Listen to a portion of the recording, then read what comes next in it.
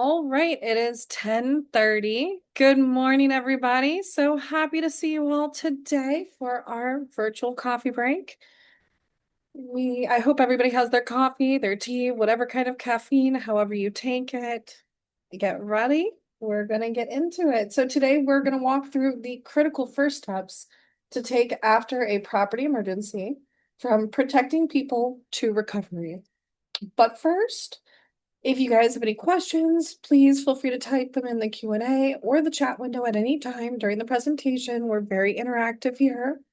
We'll have time at the end, but for everything else, you can reach out to me at sales@tristaterestorers.com. We are recording. The links to view the video and the PDF presentation will be shared with you tomorrow morning through your Zoom recap email. To visit our archive, check us out at YouTube at Tri-State Restorers for our complete archive, plus a lot of other goodies in there on our channel. After the coffee break, please complete the post-event survey. Let me know what topics you'd like to cover in our next one. We will see you the last Wednesday of the month, as always, on September 30th. Stay to the end. One lucky attendee today is taking home a $50 crumble cookie prize pack, and 10 attendees will win a $5 Starbucks card. Stay to the end and find out how. Good morning, Miss Danny. Who we are. We're a family-owned, locally operated, established firm here in the Washington, D.C. metropolitan area. We specialize in mitigation, remediation, removal, cleanup, and restoration efforts of both small and large water, fire, mold, biohazard, lead, and odor-caused damages. Our company's mission is turning disaster into peace of mind, because we're committed to easing the burden of handling your property disaster by providing you with the best customer experience and services possible. Just again, a little bit more about our suite of services. We can help you out with water mitigation and restoration efforts, mold remediation and lead abatement, fire and smoke restoration and odor control, biohazard and trauma disinfection, and sewage mitigation and cleanup. We are an ICRC certified firm, EPA lead safe firm, IAQA smart mold firm. We're 5-star rated across everywhere that counts. All of our employees are infectious disease control certified and water restoration technician certified. And we have 2 licensed asbestos inspectors on staff. We also belong to all these wonderful organizations down here, and I will highlight the Property Management Association and 2 chapters of the Community Associations Institute. Now let's get into it. The first 60 minutes, what you do immediately after property damage occurs matters. So, quick poll. Hopefully everybody is caffeinated and ready to start using their fingers. The carpet is wet, the ceiling is beginning to sag, and no one knows where the water is coming from. For a homeowner, tenant, or property manager, the next few decisions matter. What's your first move? Do you call your insurance company? Call 911? Find and stop the source of the water intrusion? Make sure everyone is safe? Turn off your water main. Ha, Scott, you're amazing. Yes. That's a fantastic answer. You can call Tri-State. We'll help walk you through everything. Shut off the water main supply, Paul. That is a great answer. This one's a bit of a tricky question because there's 2 right answers. All right, the first one. People come first. Make sure everyone is safe. Thank you, Derry. Yes, always call Tri-State. We're here to help. Second, turn off your water main. All right, so you want to make sure everyone is safe, then stop the hemorrhaging.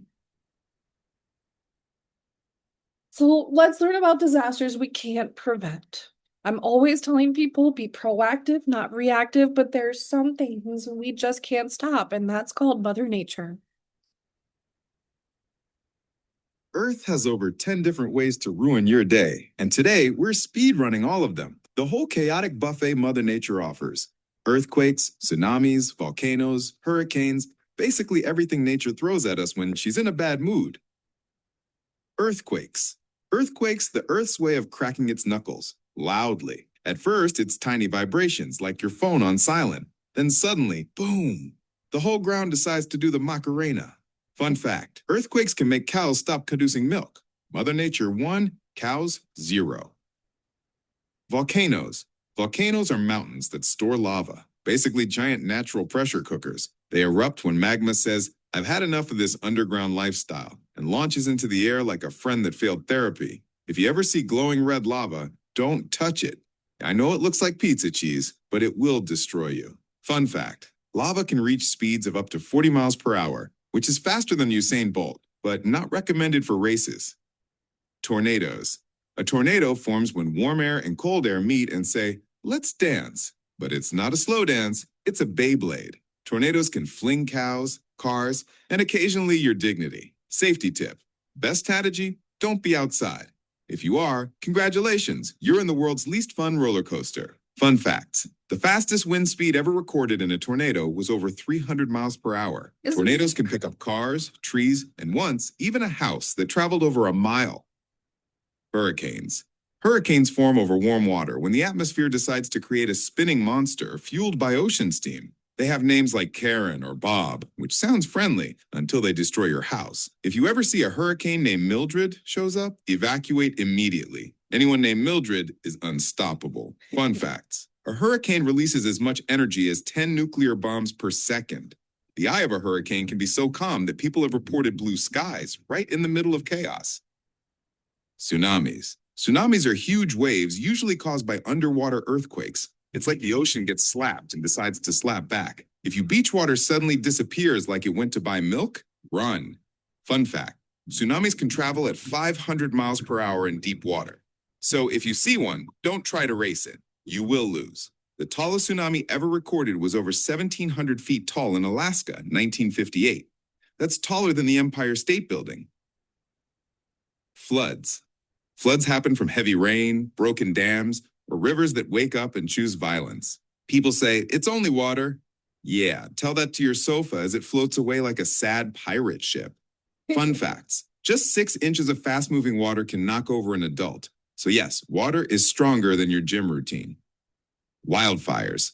Wildfires start from lightning, heat, or someone who failed kindergarten fire safety. These fires spread fast, like someone whispered a rumor in high school. Tip, if you smell smoke in a forest, leave. Don't investigate. You're not Scooby-Doo. Some pine cones require fire to open and spread seeds. Nature really said, burn it all, then bloom. Wildfire can create its own weather, including fire tornadoes. Yes, those exist. The largest wildfire in history burned an area larger than South Korea. Droughts. A drought is when... All right, so there's more, but those are kind of the big ones. We wanted to cover those. Hope you guys enjoyed that. That was probably one of the most hilarious videos I was able to find to quickly just spot check all those different natural disasters. The most important takeaway from this is ready, set, go. This is a FEMA terminology, but everyone uses it now. Ready, be prepared for anything. You want to make sure that you've got your go kit, you've got emergency alerts, you have a plan, and you know where you're going. Be alert, monitor local news and official sources, consider relocating to a safer area if you're in a flood zone, and go. If you get an evacuation order, it's not a suggestion, it's not a kind offer, you should evacuate, all right? And the next video is going to explain exactly why. Less than 1% of residents in the hardest hit areas of Western North Carolina have flood insurance. What was it like before? Life was wonderful. It was wonderful. Would we say that, Pearson? James and Jewel evacuated days before the storm and say they encouraged their neighbors to leave as well. But by the time they tried, it was too late. There was a wall of water that came down the river that engulfed this area. And that's probably the same wall of water that took our neighbors with it. So we are the only 2 surviving people here in relief. 6 of our neighbors have died. That is what's left of the car the couple next door and her 2 young boys tried to escape in. It was crushed by water so powerful, it twisted the train tracks in town. So if you get that evacuation order, listen, okay? So let's get into the first 60 minutes. The first 60 minutes after property loss are often called the golden hour. of emergency response because actions taken during that window can significantly affect the safety, the spread of damage, and the overall cost and complexity of recovery. The first hour can affect occupant safety, security, damage severity, whether additional units or rooms become affected, the likelihood of microbial growth or structural damage, and the cost and complexity of the eventual claim. Why the first hour matters. Property damage rarely stays where it starts. Water follows gravity, openings, and building materials. It flows in an upside down T. Smoke travels through HVAC systems. Sewage contamination spreads beyond the visibly affected area. Storm damage can expose a property to additional rain. The longer the source remains active, the larger the affected area can become. Red flags: water migrating into adjacent rooms or units, sagging ceilings, water near electrical fixtures, wet insulation, sewage or contaminated water, active roof intrusions, strong electrical or burning odors, occupants remaining in an unsafe area. My pro tip here is do not begin with how much will this cost. Begin with, is everyone safe and has the source been controlled so we can prevent further damages? Again, stop the hemorrhaging. Between the 60-minute mark and the 55-minute mark, the first 5, protect people first. Before protecting the building, protect the people inside it. Move occupants away from the affected area and determine whether the loss involves electrical hazards, structural instability, fire, sewage, chemicals, or other dangerous conditions. Call 911 when appropriate. Examples include smoke or fire, electrical arcing, collapse or structural instability, significant gas odor, medical emergencies, rapidly rising floodwater, like the video we just saw in North Carolina. Red flags: water coming through lights or outlets, sparks or burning smells, contaminated flood or sewage water, and building materials becoming unstable. There's different responsibilities for different people, but we all play a role in the recovery process. For residents, report the emergency immediately, protect yourself and your family, move belongings only when safe, and do not enter the affected area or attempt to perform hazardous repairs on your own. Homeowners, protect occupants and property. Evacuate the affected area immediately. Shut off your water main or electrical panel main. Call a plumber, electrician, or emergency personnel like the fire department or EMS. If you're in an HOA, check your bylaws for the protocol with how to handle an emergency. Property managers, our goal here is to protect residents first. Identify affected units, contact maintenance, emergency vendors like Tri-State, communicate with ownership, and document the timeline. Insurance professionals, help policyholders understand reporting requirements and next steps while encouraging appropriate emergency measures to prevent additional damages. Different carriers have different rules with reporting requirements. You have to do it in a certain amount of time. So make sure you know what those requirements are. Review policies annually to ensure proper coverage. Recognize, report, and respond. Knowing the hazards is half the battle. If you're able to recognize the telltale signs and red flags, you can help prevent an emergency from getting worse. So this side, I'm gonna keep it up for just a second, but know that you'll get these slides tomorrow morning, so you can take a look at it with a little bit more detail. I wanna be cautious of everybody's time this morning. From the 55-minute to the 50-minute mark, stop the source if it's safe to do so. Stopping or containing the source can help limit additional damage and protect people and property. Examples include water, plumbing failures, smoke, fire, electrical issue, storm or roof intrusion, sewage or drain backup, HVAC or appliance failure, gas or utility emergency. Know before you need it. Be familiar with your main water and utility shutoffs. Electrical panels, know where they are. Sprinkler and fire controls. Sub pumps, make sure you have an emergency battery backup. Emergency maintenance and vendor contacts. These should be in your phone and readily available. Pro tip: if the source cannot be safely controlled, evacuate the area and call the appropriate emergency personnel. All right, guys, we got another fun poll for you. Do you know where your main water shutoff is? Good job, Scott. Heather, awesome. Perfect. We want to hear yes. It's not a trick question. An emergency is the worst possible time to begin looking for a shutoff valve. Homeowners, label it. Property managers, include shutoff locations in emergency response maps. Residents know how to reach emergency maintenance quickly, and when in doubt, you can call the fire department. Label your shutoff valves. We do this with a lot of our clients. They immediately know this is the main valve. I can call Tri-State, something bad is happening. To the 45-minute mark. Electrical hazards can change everything. Water and electricity are a dangerous combination. Never assume an area is simply safe because the lights are still working. Red flags, there's water coming through the fixtures.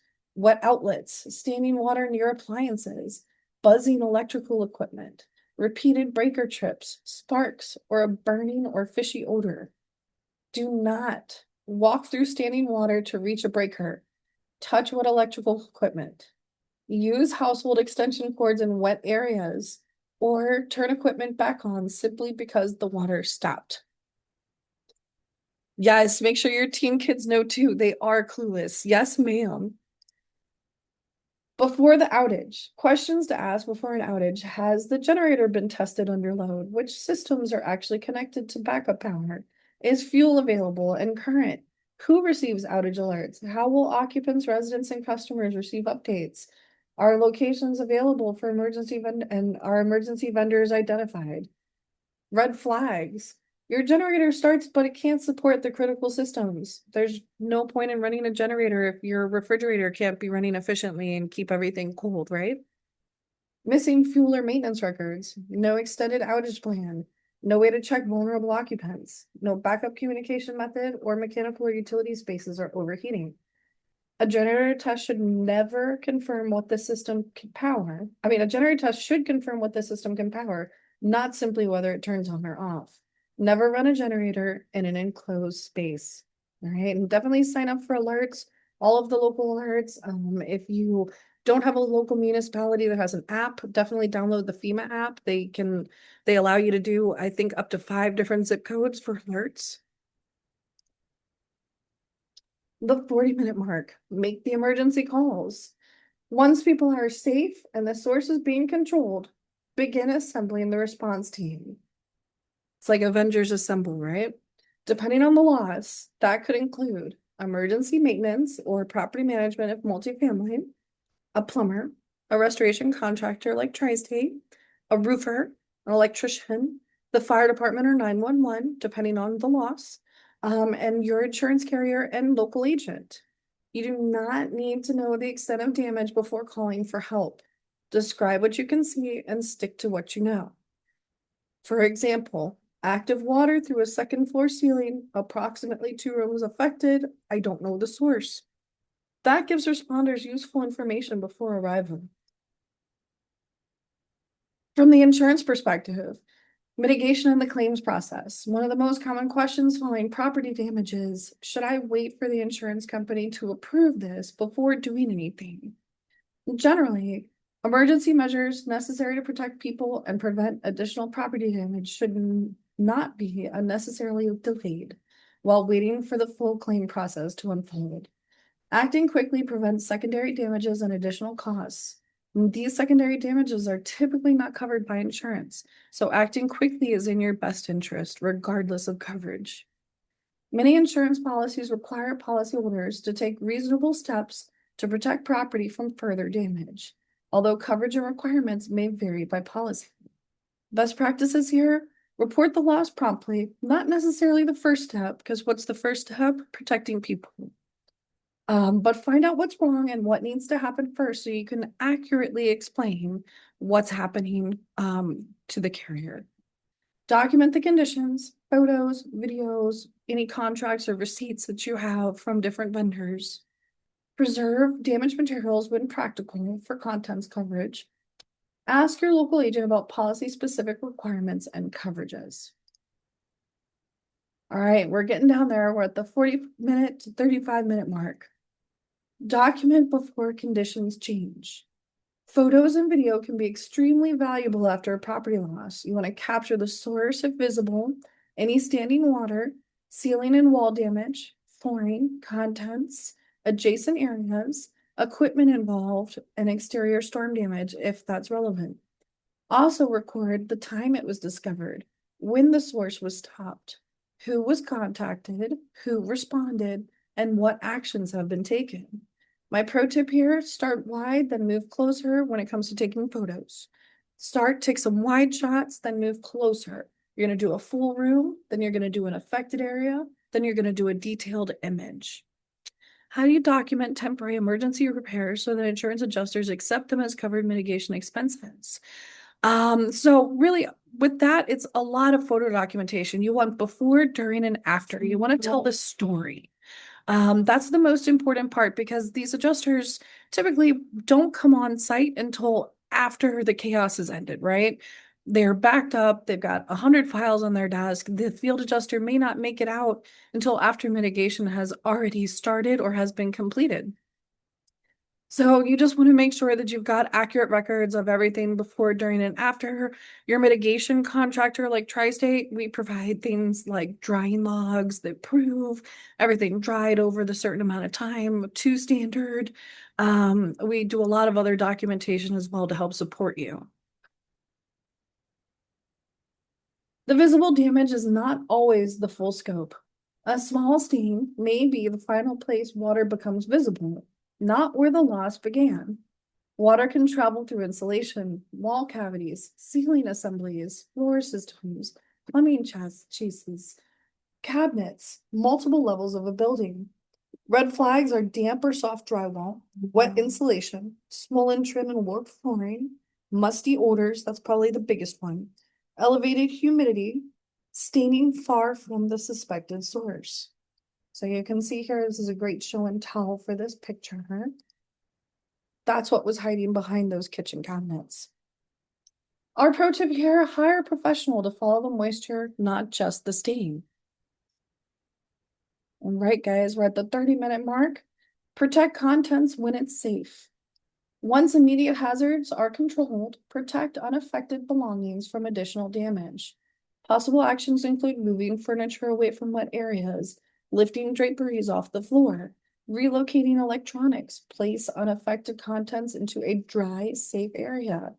Remove valuables from the path of migrating water. What not to do. Do not enter unsafe areas to retrieve belongings. Do not place wet, possibly contaminated belongings on unaffected carpet or flooring. So a lot of this comes down to, sewage contamination, any kind of highly contaminated water. You don't want to contaminate an unaffected area because now you have two areas you're going to have to worry about mitigating. A multifamily pro tip here, document contents and resident belongings before relocating them whenever circumstances allow. All right, another poll, guys. What would you do with a sagging ceiling?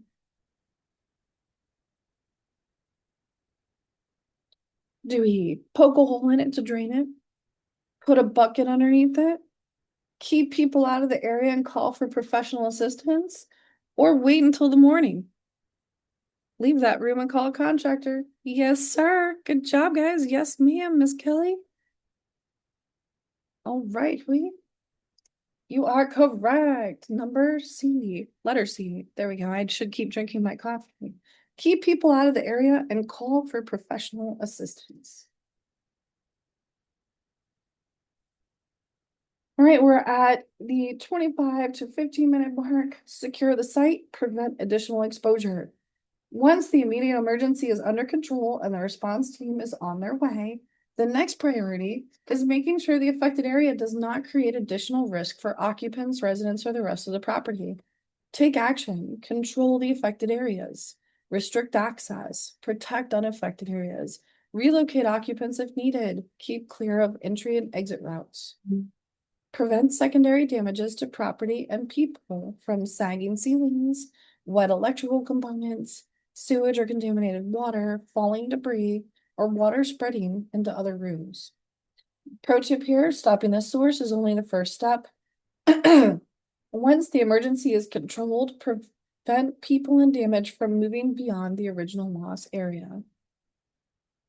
All right, now here's a project spotlight video. This property's owner was away on vacation in North Carolina when a neighbor checking on the property discovered every homeowner's nightmare, a major pipe break that had caused extensive flooding throughout the home. With no one home to discover the loss immediately, water had time to spread through multiple areas of the property, affecting building materials and requiring extensive emergency mitigation. This project profile follows the loss from discovery through the restoration process, showing the importance of acting quickly, identifying the full amount of hidden moisture, removing affected materials, and properly drying the structure to help prevent additional damage and microbial growth. In this case, having a neighbor check the home made all the difference in discovering the loss and getting help on site quickly. Vacation should end in great memories, not unexpected water damage. That one's just devastating, guys.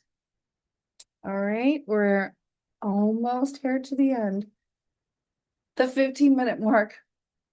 Recovery begins. Once the site is safe and the source is controlled, professional mitigation can begin and should be arriving on site very shortly, if not there already. This may include water extraction, moisture mapping, removal of saturated materials, controlled demolition, air movement, dehumidification, HEPA air filtration, cleaning and antimicrobial treatment when appropriate, and monitoring moisture levels. The goal is not simply to make the room look or feel dry. The goal is to establish that the affected building materials have actually reached an appropriate dry standard per the ICRC S500 standard. Contaminated water can change the response. Not every water loss should be handled the same way. Water involving sewage, toilet or drain backups, even sinks, flood water or groundwater can come with serious hazards. Drain backups may contain biological or chemical contaminants. Do not walk barefoot through contaminated water. Allow children or pets into the area. Use a household vacuum or shop vac to suck it up. Spread contaminated belongings through unaffected areas, or assume the water is safe because it looks clear. Pro tip, when the source is uncertain, treat the situation cautiously until it can be properly evaluated. Communication prevents a second emergency. Poor communication can turn a manageable loss into chaos. Property managers may need to communicate with community residents, maintenance teams, vendors, and insurance. Homeowners may need to coordinate with emergency personnel, family members, restoration contractors, trades professionals like plumbing, electrician, HVAC, and insurance professionals. Designate one primary point of contact whenever possible. The old saying, too many hands in the cookie jar. Before stepping back into damaged property, what are the top 3 hidden secondary hazards? Gas leaks, energized water, shifting loads you must check for. Honestly, Kay, I would check for everything. I wouldn't even limit it to top 3. I would keep your eagle eyes on and look for anything that's a hazard. Always better to be safe than sorry. You know, any kind of standing water, I wouldn't step into the room. I would wait until the water's been extracted thoroughly. You never know when there's a frayed power cord on the floor or something that could become a hazard that you can't see. So, you know, going back into the damaged property, I really always wait until a professional mitigator has been able to come out to evaluate the situation. In terms of like structural damage, let's see a tree hit the house or there's some kind of storm damage.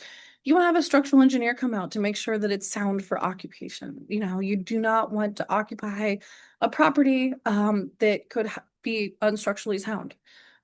So, you know, better to be safe than sorry. I wouldn't limit it to just top 3. I would just look for every hazard. And those are all red flags in my book. What not to do during the first hour. So avoiding common mistakes. Let's not wait overnight while the water remains active.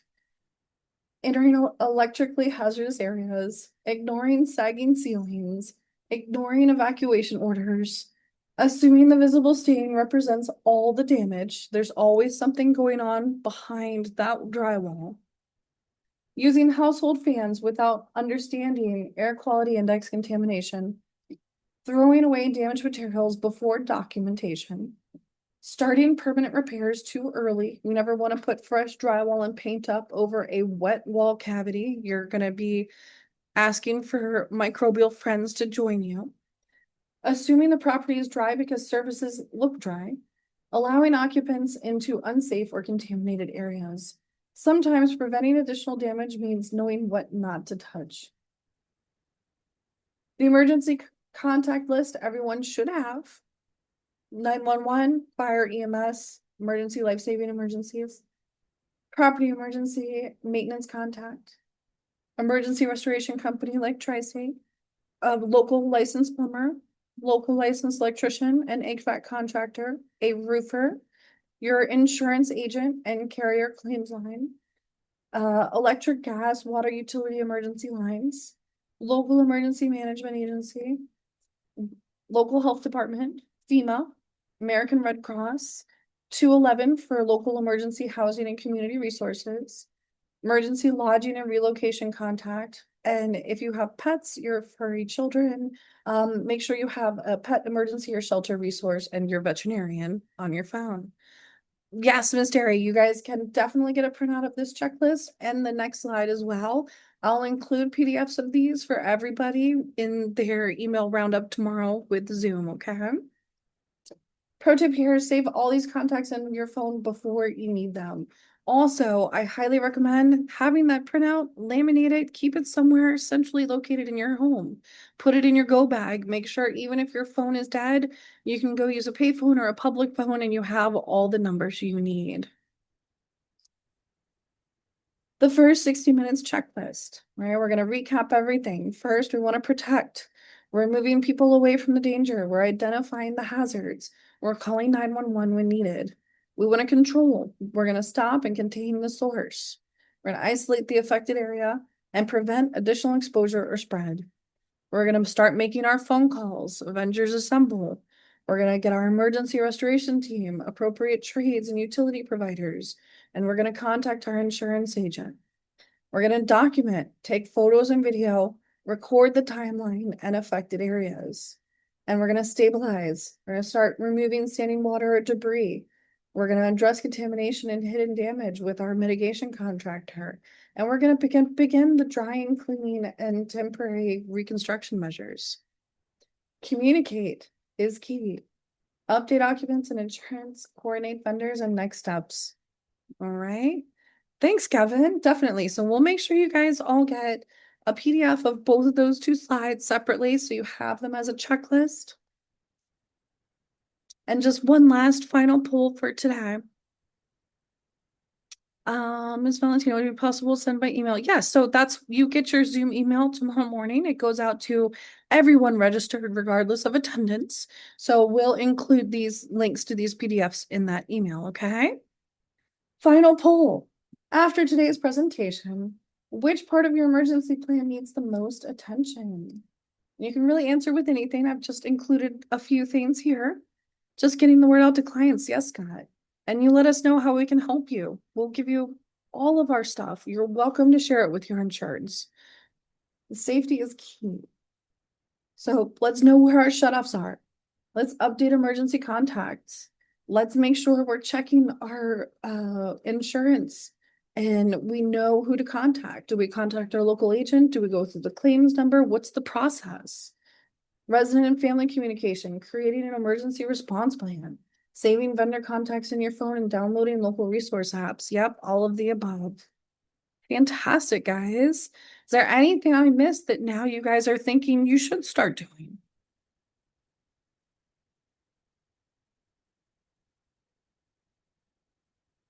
Thanks, guys. I'm always happy to provide.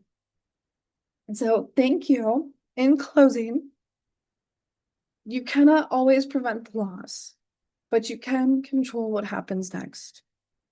We're available 24/7 to assist you. Give us a call. We hope you won't need to, but we're here if disaster strikes. Yes. Thank you. All right, any questions? Feel free to put them in the Q&A or the chat window. I'll be monitoring. But I will keep moving on because I want to make sure we are being respectful of everyone's time today. What about mold testing? So mold testing is generally by the time you have microbial growth, you're no longer in that emergency phase. Microbial growth, yes, and especially warmer or more humid months, it can start in to develop between 24 to 48 hours after a water loss. But typically, mold is not considered an emergency hazard. So post damages, we do a lot of mold testing, air sampling. If you see it, obviously you can see the visible hazard and it should be removed from its food source, i.e. your home. Yep. Yes, we do, Kevin. We can test for mold in a lot of different ways. Just give us a call. All right, so again, connect with us.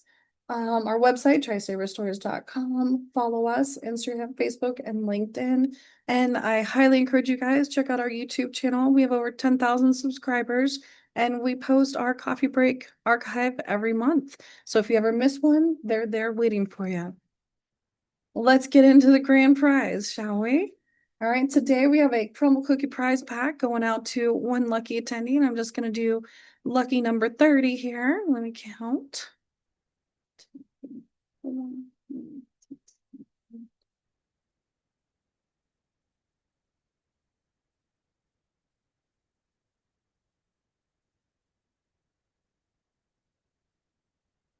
Great.